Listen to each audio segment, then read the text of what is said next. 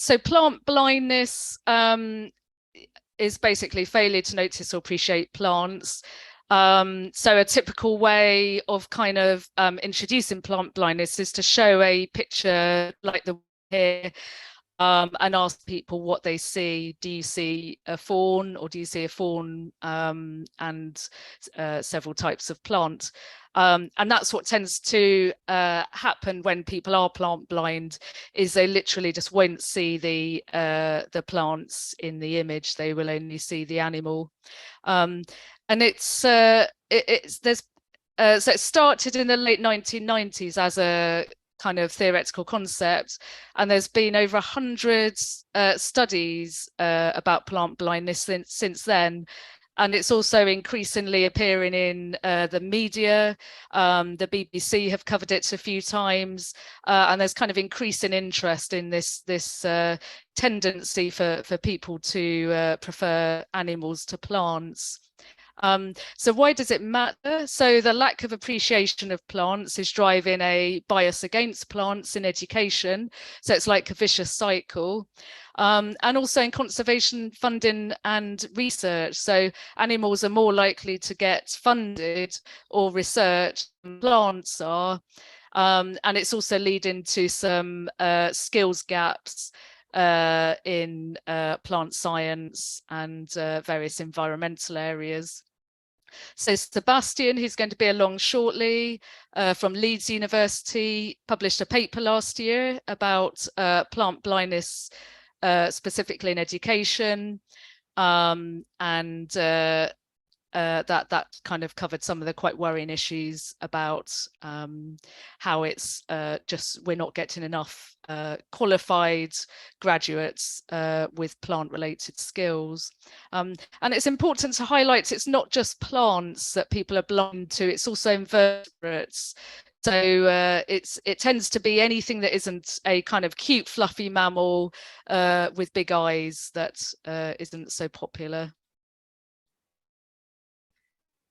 Just realized I haven't got the chat open, so I'm just going to pop the chat there. There we go. So what causes plant blindness? So we published this study last year on the slide, which was a review of plant blindness. And we found that it was only present in very urban countries. So there was a whole load of studies in countries with traditional societies that still use and are dependent on natural resources. And there's no evidence of plant blindness in those places. So this slide shows a forest guide I met on a holiday in Thailand a number of years ago.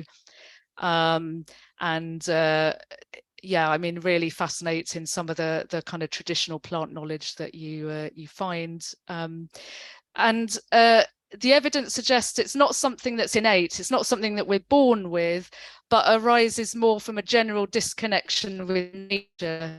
So I don't know how many of you have come across this term nature connection. Is that something people have come across particularly?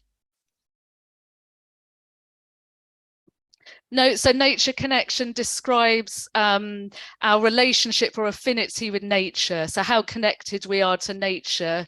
And what the evidence suggests is that plant blindness is all parts of this wider problem, this disconnection from nature, and helps develop nature connection is more interactions with nature. So the kind of outdoor learning that is now being promoted in schools, and fortunately Forest School and learning outside the classroom and initiatives like that are promoting connection with nature.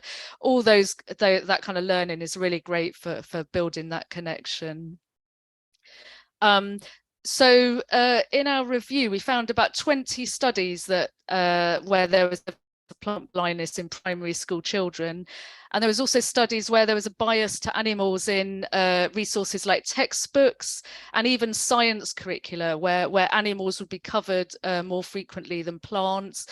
Fortunately, not such a problem in the primary curriculum in the UK, in England, but is more of a problem with the secondary curriculum. So what would be interesting now, I'm just going to launch a poll. is to find out about what misconceptions of plants you've encountered with your classes. So hopefully you can see this. So these are some of the most common misconceptions about plants in children.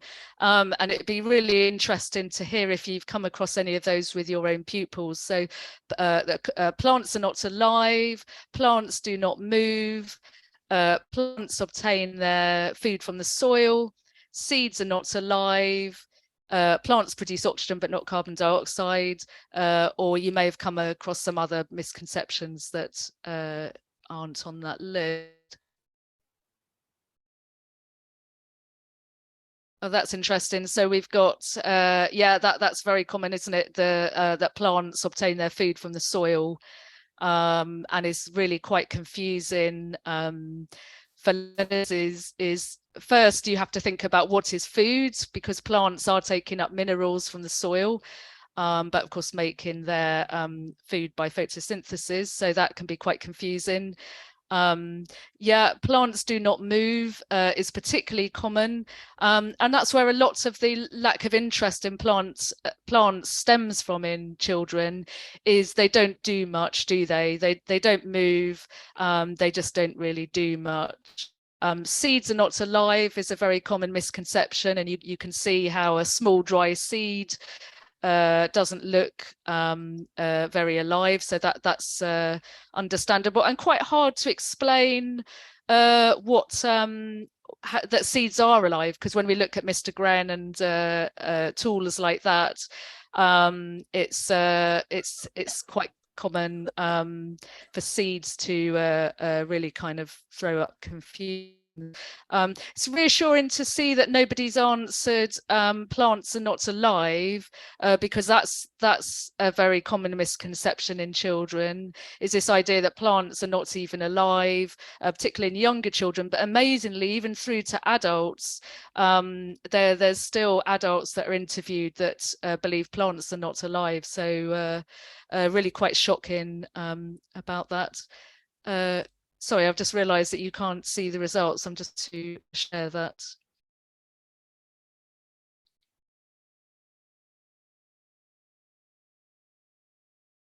Great, hopefully you all got to, can you see the poll? Has it shared successfully?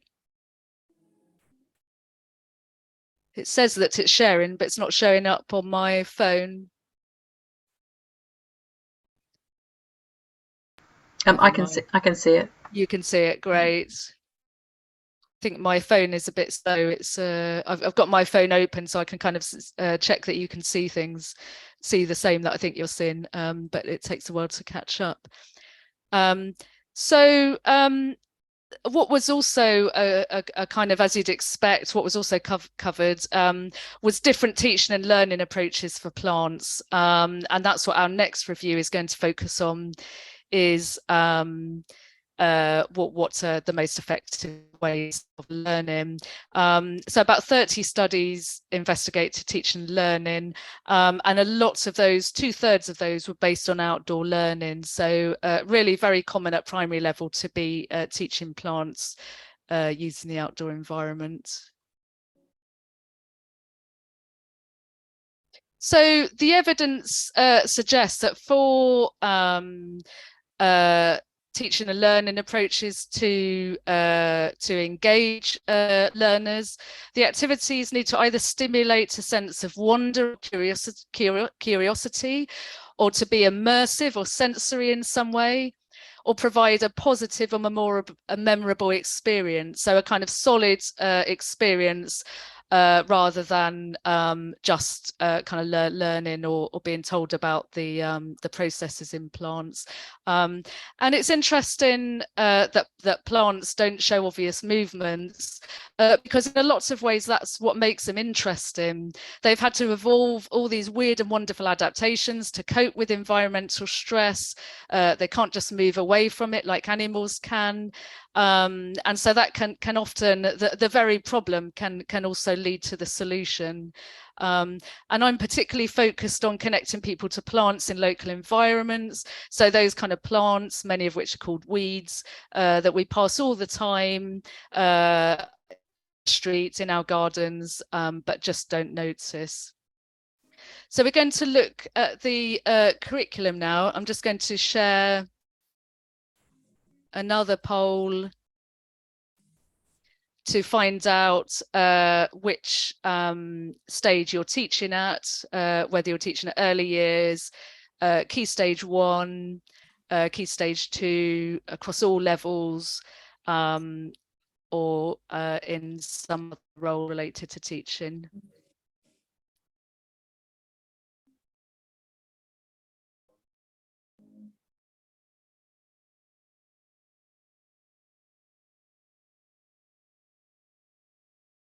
Hi, Seb. So this is Seb, who I mentioned at the beginning. He's going to be helping with answering questions.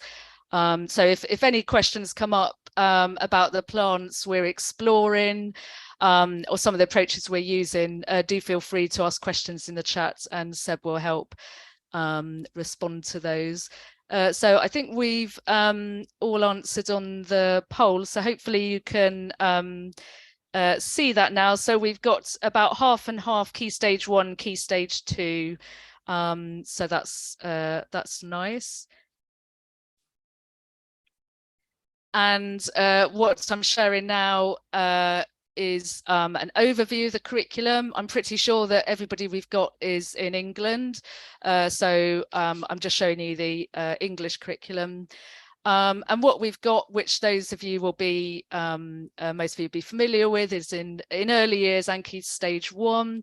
The focus is on observing, describing, comparing different plants, starting to understand characteristics of living organisms, and starting to understand about habitats. And then as we move to Key Stage 2, we start to introduce structure and function in flowering plants, requirements for life and growth, and how that varies from plant to plant, role of flowers in pollination and seed formation dispersal. And classification is introduced at lower Key Stage 2 and then explored in more depth at upper Key Stage 2, as well as adaptations to environment.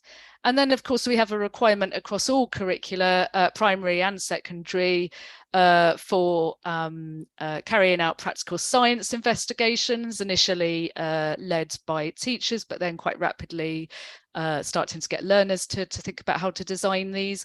And plants can actually be ideal for investigations. They can be a lot easier to do investigations with than animals.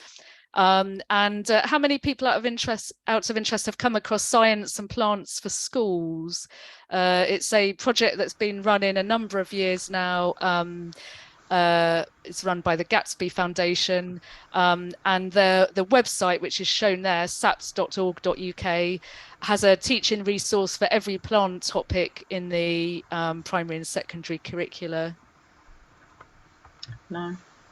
No, it's really annoying. I've just taught vegetative reproduction today with some really naff resources that they had. But we did kind of cut our carrots and put them in water to see if they'll kind of grow roots. But yes, it would be nice to have done this lesson next week.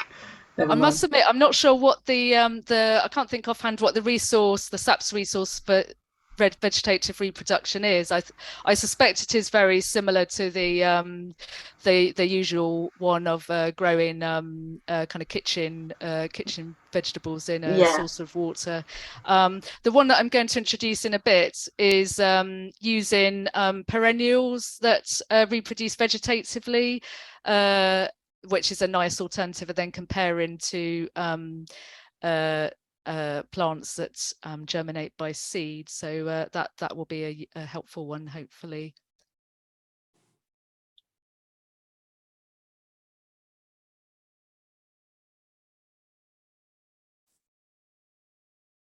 So a starter activity that I often use is called Meet a Plant, where children spend some time with a plant, growing outside usually, and first observe each feature in turn. So the plants, the leaves, the flowers, and so on, and then with each different sense, so kind of engaging the different senses, and exploring the plant using touch, using smell, and so on. And it's almost like a kind of mindfulness exercise. It can almost be quite relaxing, and kind of calming to do this. It's quite similar to some of the meditation activities that you get online.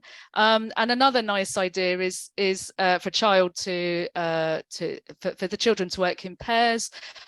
You've probably come across this one. One puts on a blindfold and the other guides them to a plant, typically a tree.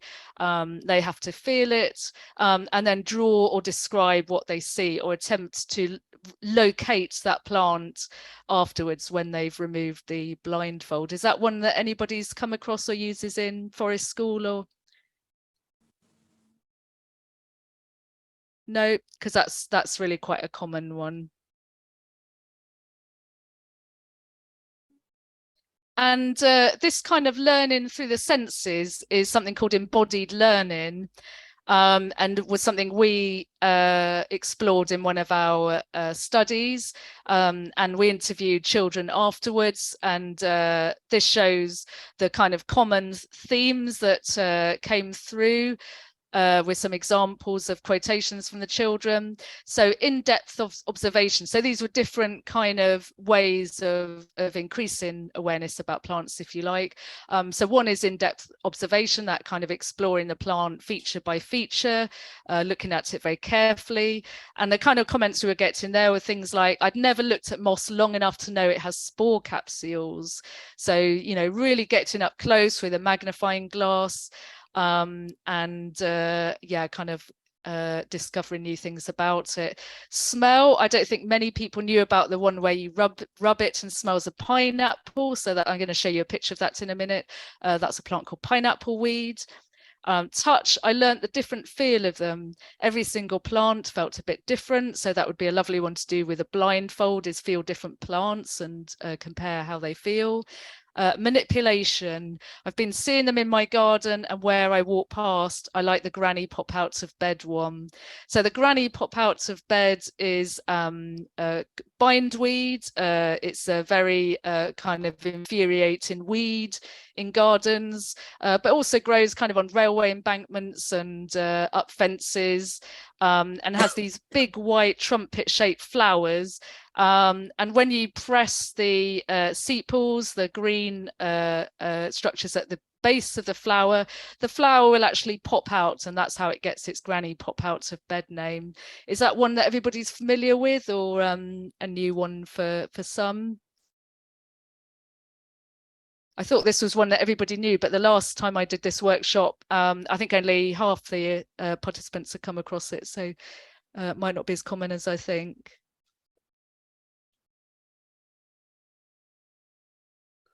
So a resource that I also like to use is a selection of common wild plants in pots. And these are literally just plants that you generally think of as weeds, that appear on the playing field or in your back garden. And you basically pot them up to kind of use for, you can use them for various learning activities.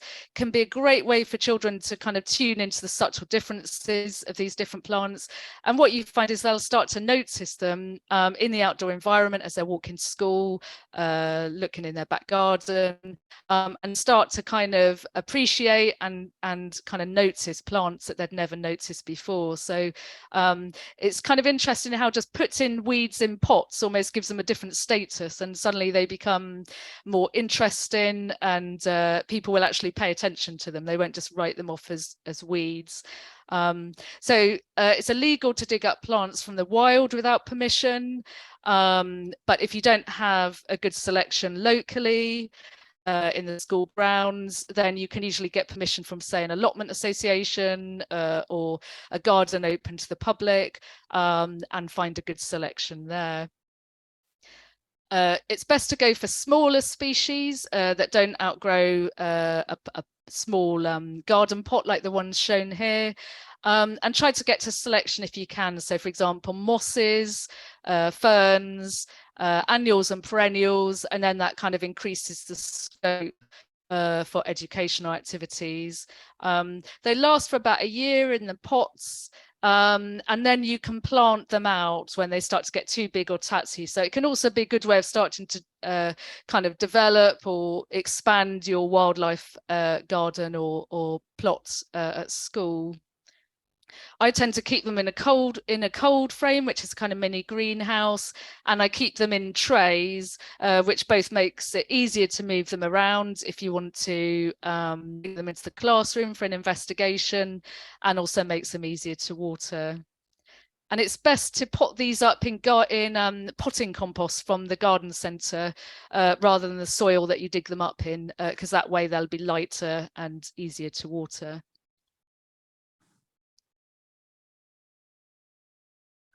And then I'm just going to show you examples of some of the species that you can use for this that work well, and what their kind of different properties are. So plants with interest in smells are nice to include. So this is pineapple weed, the one that I mentioned before. Which is a common plant in pavement cracks and has these very interesting shaped flowers, which are kind of like daisies without the white petals. Dead nettles, white dead nettle, red dead nettle, they're common again and easy to dig up, pot up, have interesting smell. Ground ivy is another one which has these kind of kidney shaped leaves, and yarrow as well. Yeah, Wakehurst is an amazing place, but it has got very expensive. See, Hannah's just said about Wakehurst. Yeah, definitely somewhere worth getting to if you're in that area.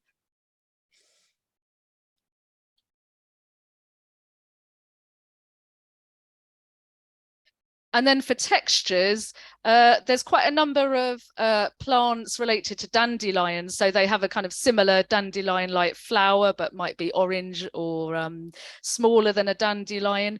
And they're really good for interesting textures. So like the one shown here has these lovely kind of bobbles on the leaves.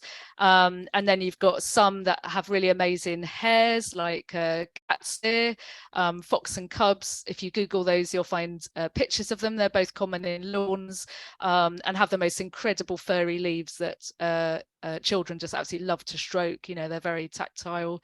And mosses and liverworts can be very tactile too. So a liverwort is closely related to a moss, and this is a species called dripwort, which is very common in kind of dank, wet, dark places.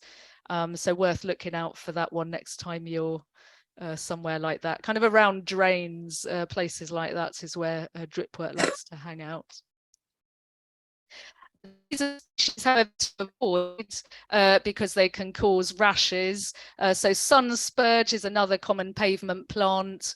Really fascinating one because it has green flowers, but sadly the latex can irritate the skin. Hogweed is big, even common hogweed is big, so you'd be unlikely to try and pot this one up, lords and ladies. And surprisingly, snowdrop can also be irritant. Rabbits is, I know exactly the plant you mean, and I can't think of the name of it. Do you know, Seb? I'm not very good on garden plants, I must admit. I mean, I was thinking this could be lamb's ear stachys, but are they quite small little leaves? Because if not, perhaps the cat's ears, which are really lovely and furry as well. Yeah, the lamb's ears are quite big and kind of long, white. They're quite kind of silvery in appearance, aren't they? So if it's on pavements, yes, it sounds like it's probably the cat's ear, or fox and cubs, because that certainly grows very abundantly on the pavement cracks outside my house. Bethan, sorry, the actual labelling on the pictures is not visible in the sharing. Can you remind me what those 4 plants are, please?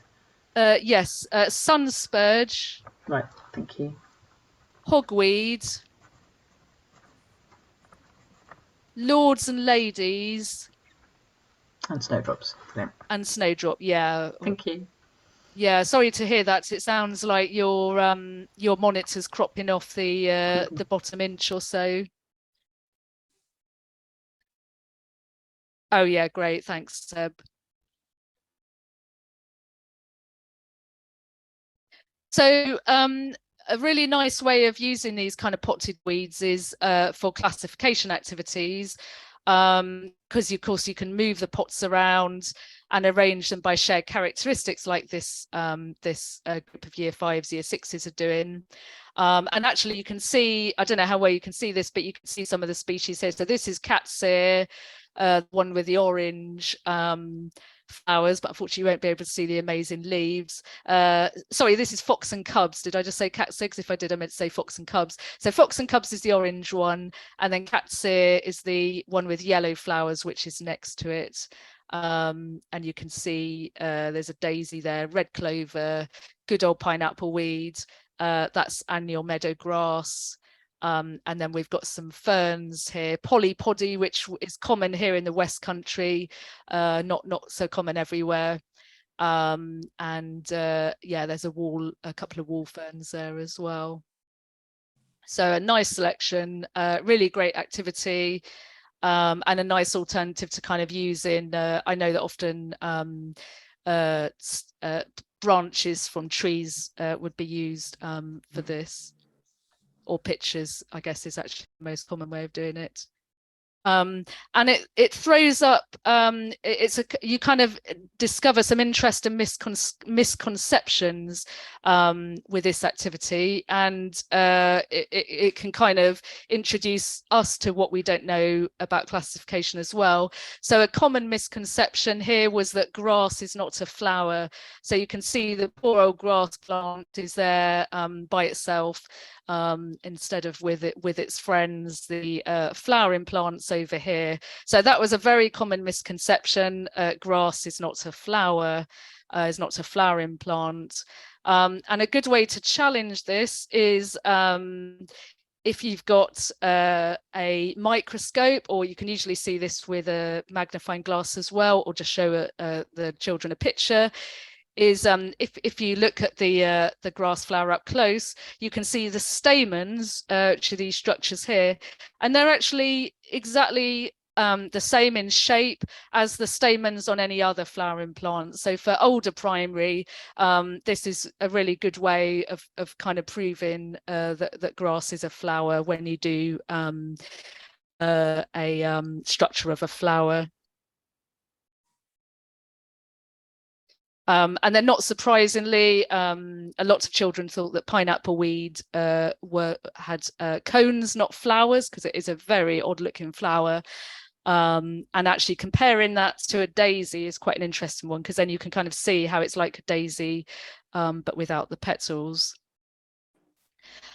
Children generally recognise what ferns were and group those together, but they often thought the spores on the back, the spore-bearing structures, were pollen. So that was quite common. It threw up a misconception that ferns reproduce by flowers. So that was a good one to discuss. And then mosses, again, children knew what mosses were and generally grouped them correctly because they're small, but they didn't know why they're so small. The fact that they lack proper roots or a transport system, a vascular system. So that was quite common too. And then there was a nice activity that followed that with using this kind of special Latin dictionary, an identification key to produce their own binomial plant names. So as you may have come across, in where the Latin names of plants are in two parts, genus and a species name. And I don't know how well you can see this, but children came up with their own names and wrote them on labels to put in the pot. So this is a rigaron, which is Mexican fleabane, and then they decided to call it niveus, which means snowy. And these activities were all parts of a drama project that we organised a few years ago about Carl Linnaeus, which was the subject of one of our studies. And I can share the play script with you if that's something that you'd like to explore with your own children. It was a really fun show. We put it together with a theatre company. And the story was that Linnaeus had come to the school to get help with classifying his plants because he had so many to classify, and also to try and get recruits for his next expedition. And the children you see here were playing a game called the Explorer game to kind of train them up to be plant hunters. So there's all sorts of ideas in that script that you're very welcome to use. So moving on now to field investigations. So I'm going to share some different ideas of field investigations and more ideas for using the potted plants that relate to the curriculum. So many so-called weeds are annuals with very short life cycles. Meaning that within weeks of potting up, they're flowering and setting seed, even in the middle of winter. If you've noticed any of these plants, even at this time of year, they will be happily flowering. I was walking down the road yesterday and I saw a hairy bittercress in flower and a ground flower as well. So just to list these species, so from left to right, and Seb, if you could put them in the chat, that'd be great. We've got shepherd's purse, groundsel, hairy bittercress, and chickweed. So if you don't know these plants, just start looking at pavements and verges along roads, and you'll soon spot them. They're very, very common plants. And they have these lovely short life cycles, which means you can pot them up, find the seedlings, pot them up, keep them in the classroom, and it's really nice to kind of make a journal with the children or some sorts of class record of the observations of how they change. You can do measurements and make drawings. Yes, that's shepherd's purse has the most amazing heart-shaped seed capsules, doesn't it? They're really incredible. Sorry, Bethan, you cut out from it. What exactly did you want popped in the chat? Some more pictures. Could you put the names of those 4 plants for those that can't see the bottom of the presentation? Of course I can, yeah. So shepherd's purse is a really interesting one because the seeds capsules the seeds show a kind of primitive carnivory. So I'm sure that you've heard about Venus flytraps and the fact that Venus flytraps are carnivorous. But I bet you never thought that a seed carnivorous. That's really quite a surprising thing to learn. And what happens is these seeds have a kind of sticky mucilage, a kind of sticky coat around themselves that actually attracts nematodes, those kind of microscopic worm-like organisms. Sorry, Bethan, you cut out. Actually, which one is carnivorous? Your audio cut shepherd's out. Purse. Thank you. Oh, sorry to hear it's cutting out. I must have a problem with connection. So shepherd's purse and the seeds are carnivorous, which means they can attract nematodes and actually digest those. They'll actually produce a chemical that kills the nematode, and then they'll absorb the juices, and it will actually give the plant a growth advantage. So whether it's doing this consciously or not, and that's a whole nother, it's definitely benefits in the plant. So that's I'm sure you'll see those heart-shaped seed capsules in a whole new light now.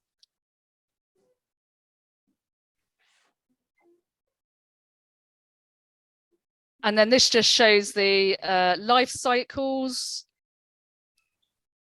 of some of those plants. So we've got groundsel, we've got the seed leaves here, going through to the kind of young plant, and then this is what the flowers look like, and then the seed head, which is basically like a miniature dandelion clock. So that's a really nice one, because children will immediately say, oh wow, it's like a dandelion, but they'd never have noticed that before, I promise you. So a nice one to explore. And then hairy bittercress, which is also edible. It's kind of just very similar taste to cress. Goes from the seed leaves again to the plants, the flowers, and then it produces these long pods that will kind of burst open. Yes, that's right, it has an explosive seed mechanism. So it's a great one for looking at seed dispersal. And that's what's nice about this set of plants that I'm showing you at the moment, is that they show the 3 main dispersal methods. So we have wind dispersal, which is commonly parachute structures like a dandelion and that mini dandelion clock on groundsel. And then we've got the self-dispersal, like the hairy bittercress, which has its explosive seed mechanism, and chickweed, which is more like a pepper pot. So the seed capsule will open and the seeds will spring out. And then we've got one animal dispersed species in our group of plants, which is ribwort plantain.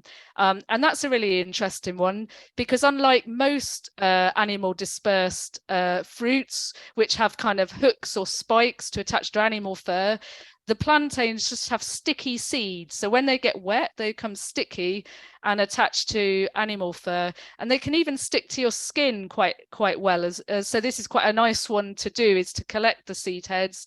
You just kind of get seeds, and then if you put them on your arm, you can actually then kind of shake your arm around, and the seeds still stay stuck. So that's a lovely one to show children. And these are those plants I showed you that have very short life cycles. And then there's a few others thrown in that are also really good for growing from seed, because they will start to grow very quickly. They'll emerge after days. And you can actually buy seed for all these plants. I know that seems weird to be buying the seeds of weeds, but they can be quite hard to collect. Like the shattering pods make hairy bittercress very hard to collect, unless you put some sort of bag over it. That's the way to do it, really. But these are really fun to grow from seeds and kind of observe, and within a few weeks you've got the flowers, and can then be looking at life cycles through to seed dispersal. None of them have very useful flowers for doing flower structure at upper key stage 2, though. That's the only thing that's a bit of a shame with this group, is you don't have any nice big flowers. So best to stick to lilies and the kind of usual flowers that you'd use for structure of a flower.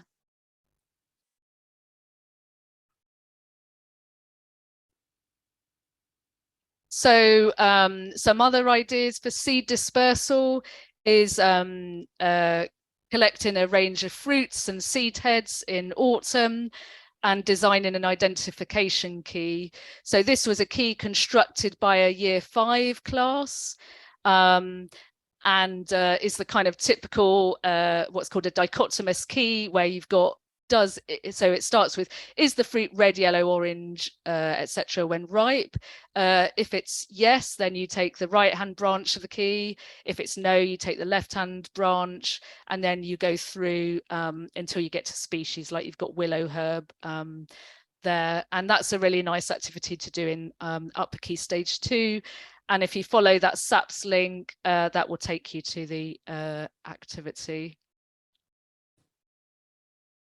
A nice one that I've done with younger children is using air-dried clay and slicing the slab of clay into kind of tiles like this, and then collecting fruits and seed heads and pressing them into the clay to kind of investigate the textures, and you get some lovely results with this. And you also get this lovely little tile that you can then paint and take home. Is that one that anybody's used or similar? No? Okay, so that's a new one. And it's really nice to kind of line the imprints up with the specimens themselves, so that you're helping to kind of embed that knowledge of what these different fruits and seed heads are called and how they're dispersed. So also on the subject of reproduction and seed dispersal, another drama project that we ran a few years ago was called Story of a Seed. And again, this is one that I'm very happy to share the script of, if that's something you'd like to explore. And we relied quite heavily in this show on cardboard cutouts. You can see these are just painted cardboard cutouts on sticks, and really good for demonstrating the mechanisms in reproduction, particularly for the common misconceptions that children have around seed dispersal and pollen dispersal, pollen transfer. So that's really nice for kind of making more memorable the fact that the pollen is transferred from flower to flower by an insect, but also by the wind in some plants, but then that seeds will be also dispersed by the wind. That's the confusion. So you can't really see very well, but we had a fox down here who was part of our seed dispersal demo, and some real teasels, and we found that was really effective for kind of getting children to tell the difference between species that disperse pollen by wind and species that disperse seed by wind. We also had an educational song that children would kind of join in with throughout. And so this is a couple of verses from the songs. This was called Ballad of the Seed. So I'll read it out. The sticky little pollen balls land on the stigma's end. Pollen finds a perfect fit and grows a tube to send. Down the style to the ovary, the pollen tubes then speed. An explosion and a fusion, the creation of a seed. And we had somebody kind of with a guitar accompaniment. I think he just improvised. We kind of made up the tune as we went along. But and you can see we had this on flip charts for children to join in with, and they really did. These were year 6 children mainly, and they very happily joined in. And it was surprising what a popular part of the drama workshop this was. Children were saying they found it relaxing. It was really fun to sing, and it was really nice kind of combining it with some science learning. So Rona's said, would it work with flowers? Is that the sorry, is that with the reproduction demonstration? The tiles. Oh, I see. Sorry. It would work with a few flowers, but generally they're too soft to make an imprint. I'm just trying to think of some flowers it would work with. All the ones that I'm thinking of would be just a bit too gentle. But I'm going to show you some ideas in a bit for ways to make prints with flowers. So that would probably work better. So vegetative reproduction that we were talking about earlier. Many perennial weeds, so moving on now from annuals to perennials, will reproduce by modified stems known as rhizomes or stolons. And if you've ever dug up weeds in your garden, you'll probably have come across these kind of chunky root-like structures that have little baby plants developing on them, and that's what a rhizome is. And if you bury a section of this, it will grow, which allows for an interest in investigation for how long it takes the rhizome to become a plant. And it literally just takes days for some of these perennial weeds to start developing into a plant.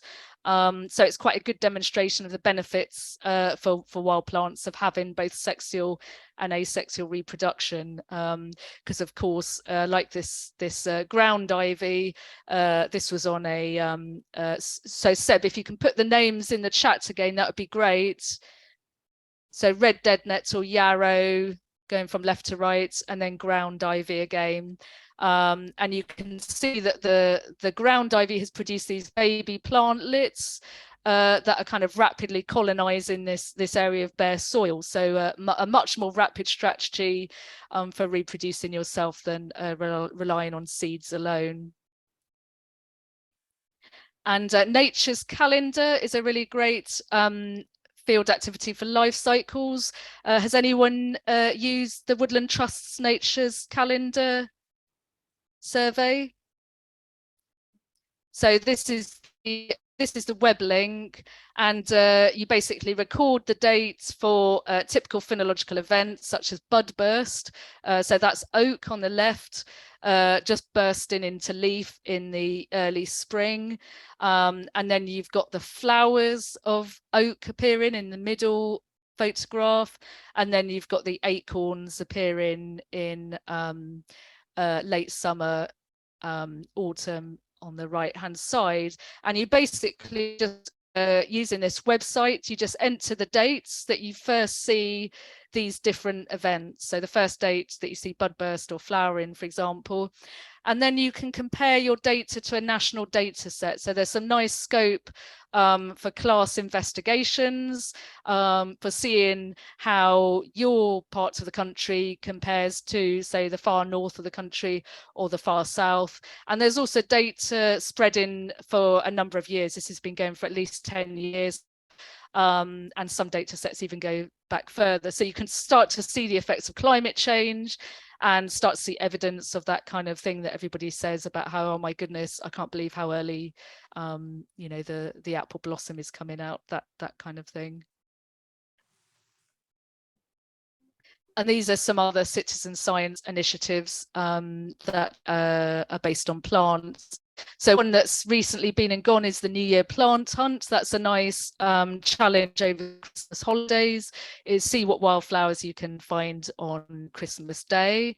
And you just send the names or photographs to the survey. And there's also Every Flower Counts, which is part of something called No Mow May, where you leave a patch of lawn unmown during May, and then you identify the flowers that appear in June, July.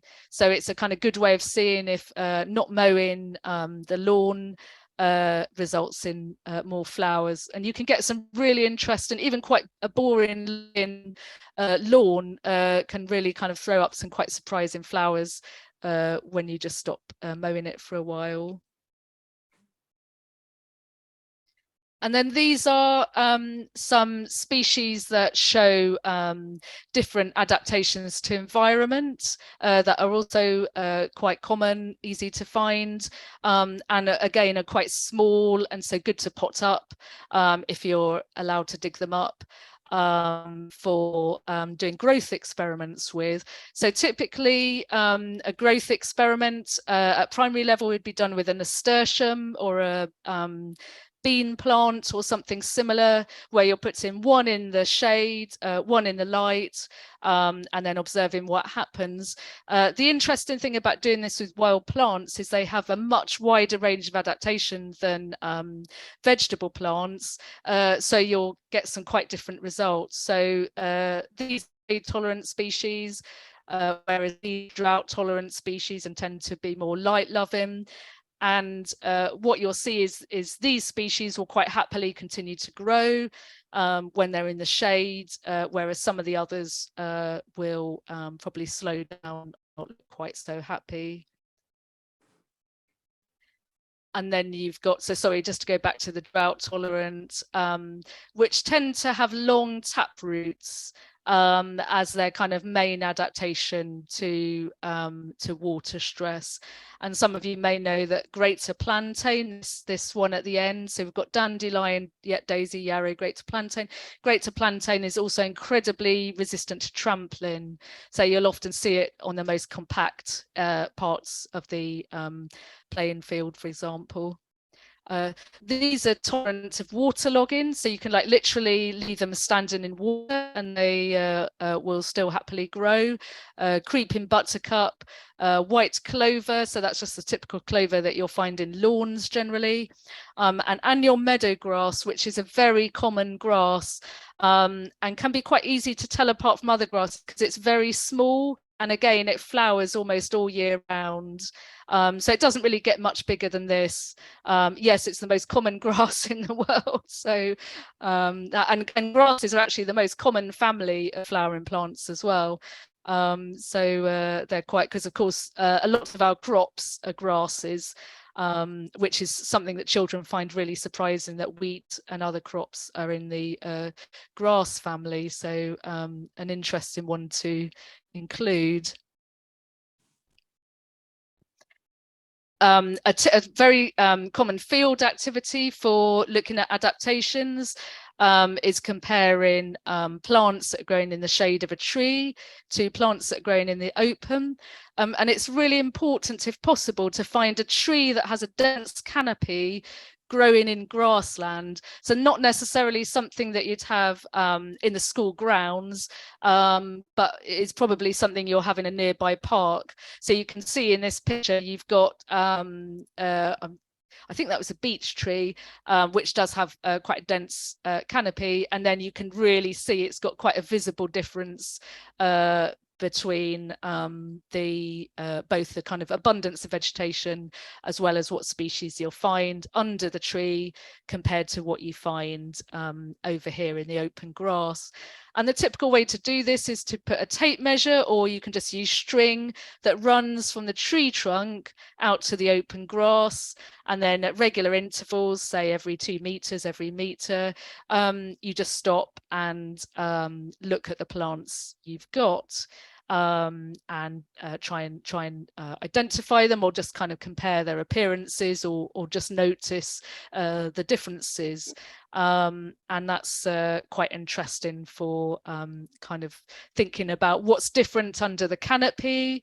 Obviously it's more shaded, but you've also got all the leaf litter. And also take soil samples for doing the soil activity that's normally done in year 3, where you're comparing the soil you find under the tree to the soil you find in the grassland, in the grass. SAPS also has a really nice activity for grassland adaptations using dandelion. So the lovely thing about dandelion is you find it everywhere. Most school grounds would have dandelion, if not it would be very close by. And there's actually quite a number of fun experiments, investigations you can do with dandelion. And one of the ones, which if you follow this link you'll get instructions for, was actually designed by some year 3, year 4 children, and it was to basically show that dandelions grow more upright in long grass compared to short grass. So they found some places where there was long vegetation, somewhere where there was short, and measured the height and the angle of the leaves of the plants in the different locations, and got quite a substantial difference between the two. And if you think about it, that's not surprising, because in the short grass, the plants are rosette shaped. They're very flat growing to both withstand trampling and helps to protect the growing tip deep inside the plant from the cutting. But in long vegetation, if you grow very flat, you're just going to be shaded out by the other plants. So it will kind of have a much more upright shape, so it can compete in that different environment. And that can be a good way for kind of demonstrating that plants are intelligent, as it were, and that they're kind of actively adapting to environment, and kind of helps to kind of challenge that perception as being, you know, very passive and just kind of not being able to change or move. Another nice activity is growing a local seed bank. So this study did quite an extensive investigation with primary school children to kind of explore this, and they were literally just digging up topsoil from different places, so such as a flower bed or a woodland, putting it in a seed tray, watering it occasionally, and then just seeing what emerged. And it's a really great way of exploring environments and habitats in a very small space. So if you don't have much space in your school grounds, we're working with some primary schools in Plymouth that just literally have a playground and no nature area at all. This is something that you can do that's kind of starting to get children to think about environments and the dynamics in natural systems without needing to, you know, kind of go to a woodland or something like that. So you kind of observe what comes up, and as you can imagine, that kind of lends itself to exploring adaptations.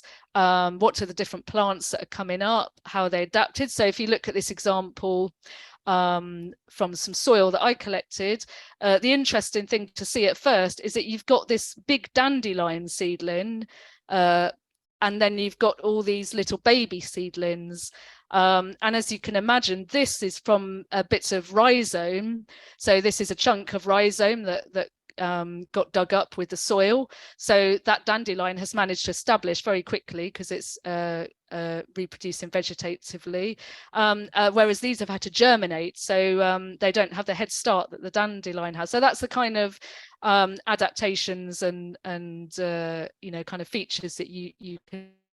And what children also did was they put some of their seed trays in the light and some in a less well lit condition. And what they found is when they moved their seed trays to the sunniest part of the school grounds, they got new seedlings coming up, because some seeds need light to germinate. So some seeds germinate in any conditions, but others will only germinate once the light stimulates them to start that process. So that was another good discovery. And the researchers compared this activity to the more typical activity growing a bean in a jar, and actually found that children's appreciation of plants was much greater for the group that was doing the seed bank activity to the ones that were doing the broad bean activity. So it really was, you know, quite inspiring how it kind of got children thinking about the environment and the dynamics that are going on with plants. So we're going to talk now about plant identification, because whilst there's no explicit requirement to identify plant species in the primary, or believe it or not in the secondary science curriculum either, it's really helpful for both building our own ecological knowledge and children's ecological knowledge, and helps with inquiry skills. And the average child, you probably won't be surprised to find out, in the UK can identify less than 5 wild native plant species. So you know, kind of that's quite depressing, and anything we can do can help with that. So I'm going to share a poll now about plant identification. So this is listing some different ways of identifying plants. And what I'd like you to do is indicate which ones that you've used in the past to help you try and identify plants. So we've got identification charts, field guides, mobile apps that may be one you haven't come across. Is you can actually get apps now that will kind of recognize the plant for you and try and identify it. And social media is another common way. And hand lens. How many people have used a hand lens to help them identify a plant? So a hand lens, for those that haven't come across, is like a magnifying glass, but smaller, and magnifies the plant at a higher magnification. So we've got 3 people that have used an auto recognition app. We've got 2 that have used a field guide so far, and 2 that have come across the Field Studies Council identification charts. So I'm going to share the results with you. But no one that's used social media, and no one that's come across a hand lens. So I'll tell you something about hand lenses.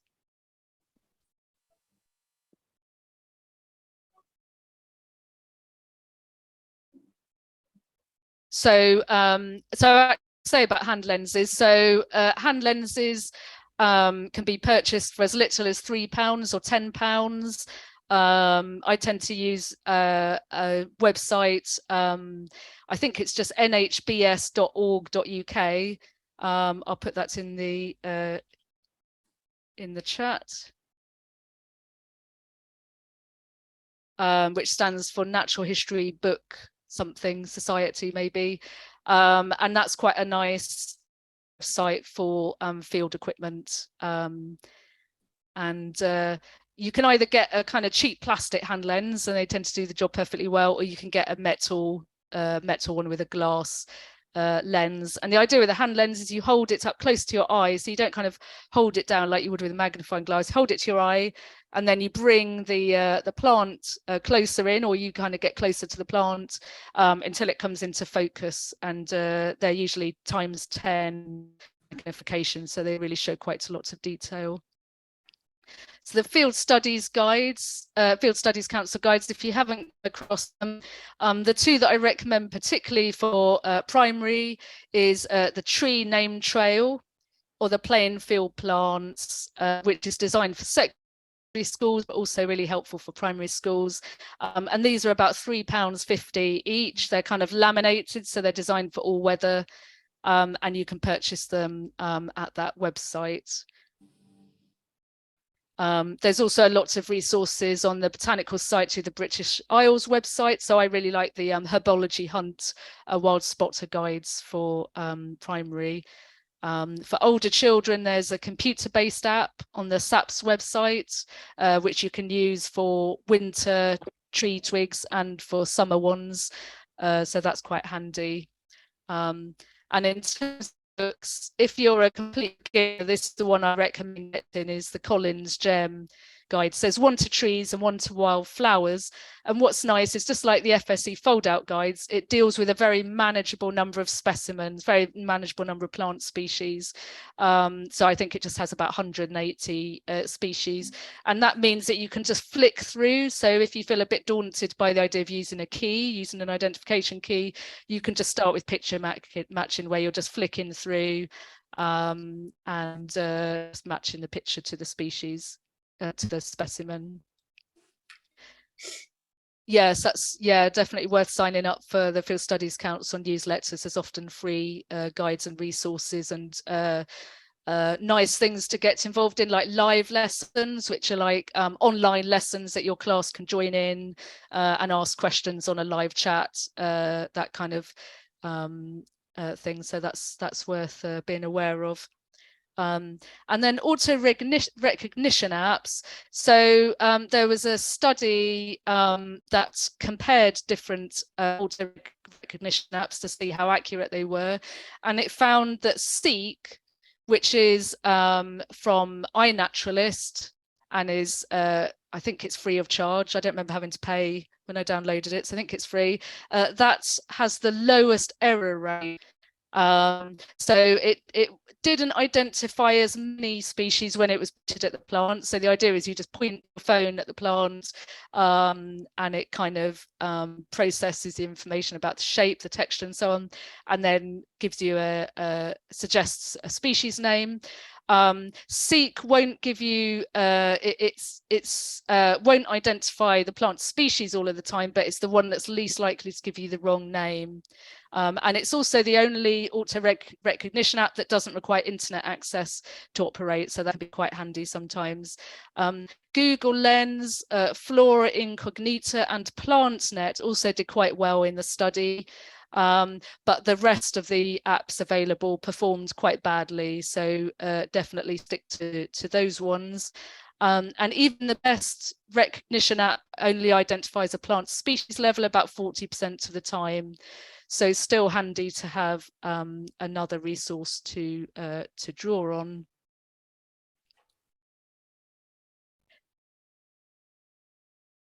And there was a question earlier about using the clay for flowers. The clay doesn't tend to work so well for flowers, but these cyanotypes, this image on the right, are really nice for flowers. It's basically a printing process that uses chemicals and sunlight to create the print. You can buy cyanotype paper easily online. This is one that my son's school does a lot, and it's got that nice wow factor where you can get really lovely results. Crayon rubbing, which is the kind of more traditional approach, not such a good wow factor, but really good for showing shapes and textures. So you can see that these are different ferns, and you can even see the spore bearing structures on the hart's tongue fern. So it really shows up quite a lot of detail. And good for the kind of sturdier plants. Obviously, if you're using a very delicate flower or leaf, then they just get kind of torn up when you try and do the crayon rubbing. And then an activity that I often combine with plant identification is some sort of foraging activity. So kind of thinking about edible or useful plants, which kind of links back to what I was saying at the beginning about people that are kind of dependent on plants for their livelihoods have really good plant awareness. So that suggests that, you know, linking back to what plants are used for could be another way to increase appreciation of them. So how many people have come across plantain bullets, where so plantain is this kind of brown flower, and you kind of loop the stem. You just fold the stem over, and bye Hannah, nice to see you, take care.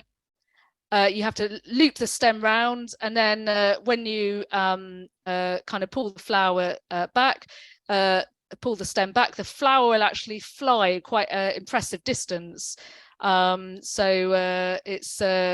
This is one that when I was a child, little boys would kind of use to make little girls' life a complete misery, but doesn't have to be used that way. Another one is making whistles out of elder. This isn't one I've done actually, the elder, but elder has hollow stems. So you just kind of saw a little groove like this, and then you kind of push a bit in the top and you get a nice whistle. And nettle string, is that one that anybody's come across? A nettle string?